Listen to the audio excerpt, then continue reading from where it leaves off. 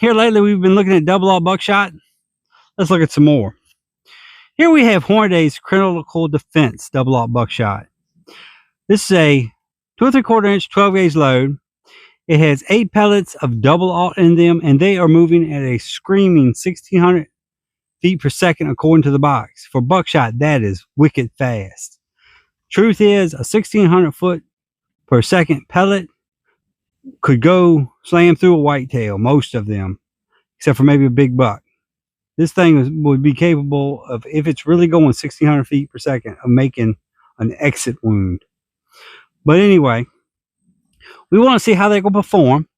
These have Hornady's version of the flight control wad in it. They call it the versatile wad. And so they recommend to use a modified or less choke for these things.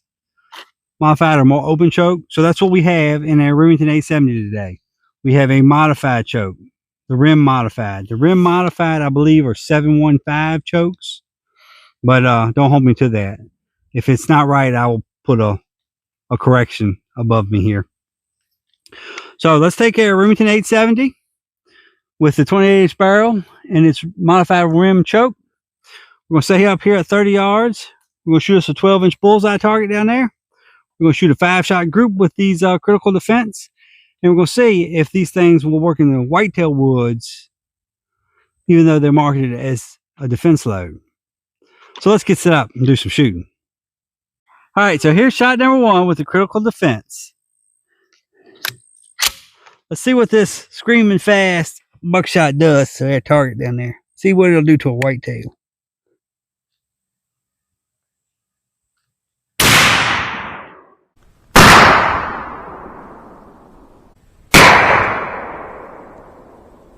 I see at least one pellet at point aim.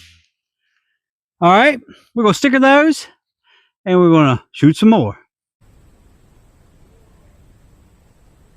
Shot number 2 with the Critical Defense double aught buckshot.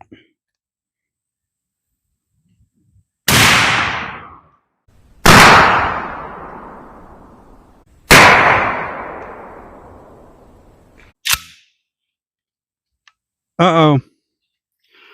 We got a stuck shell. We're going to run it back up in there and see if it grabs it this time. It grabbed it that time. A minor inconvenience when deer hunting, maybe a major inconvenience during a defense situation. All right, let's sticker this. All right, here's the third shot with the Hornady's Critical Defense.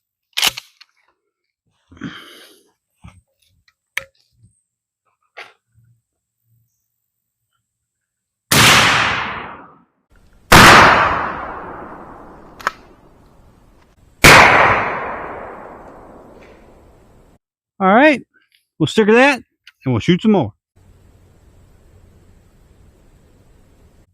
All right, shot number 4 with the Critical Defense.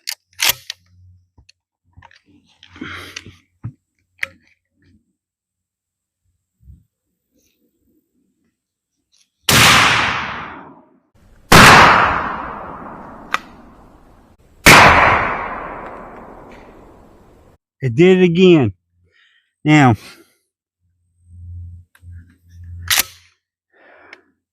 extractors on shotguns do wear out. It grabbed it that time, but that's the first. This is it. I don't see any sign of the extractor jumping the rim the first time. Like I said, when you're hunting, that's a minor inconvenience, but in a defense situation, that could be major. All right, let's sticker this and then we'll go to the 5th one. Here's the last shot with the Critical Defense. So here we go.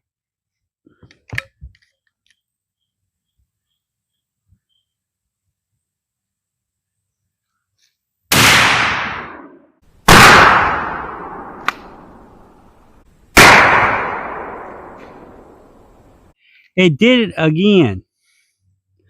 Now,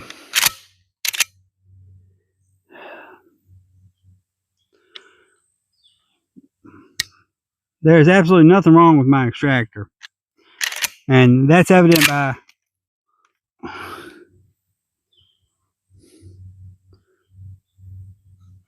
they're swelling up awful a lot.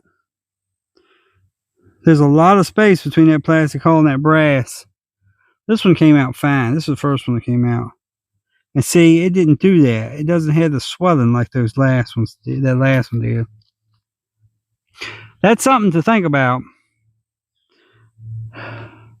A defense load has to be 100%. And these, in this particular shotgun, are nowhere near it. 3 of the 5 have failed to extract. All right. But anyway, let's see how they're patterning with the shotgun. The whole point of this was to see if a defense load would make a deer load. So let's go down here and look at the target and see what we got.